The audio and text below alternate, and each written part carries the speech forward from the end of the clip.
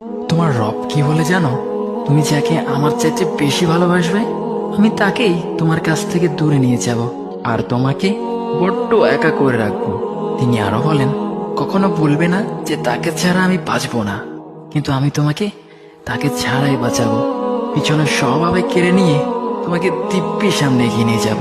তুমি কি দেখো নি, ঋতুরাও যে 2 মাস পর পর বদলাতে থাকে, ছায়া দেয়া গাছের পাতাও তো শুকিয়ে যায়, আর যখন সবর হারিয়ে ফেলে তখন ঝরে পড়ে। কিন্তু তোমার রব তো ধৈর্যশীল ও পরম দয়ালু। তিনি তো সেই ঝরে যাওয়া পাতার ঢাল থেকেও সবুজ পাতা গজান। তুমি কি দেখছো না তোমার স্রষ্টার এই নিদর্শন? যে মানুষটাকে তুমি নিজের জীবনের চাইতেও বেশি ভালোবাসতে, সেই মানুষটাও একদিন অচেনা হয়ে যায়, তোমার মন ভেঙে যায়, এমনকি বন্ধুর শত্রুতে পরিণত হয়। আর খানিক সময় পর শত্রু বন্ধুতে পরিণত হয়। যে মানুষটাকে তুমি নিজের জীবনের অংশ ভাবতে, সে মানুষটাও প্রতারণা করে।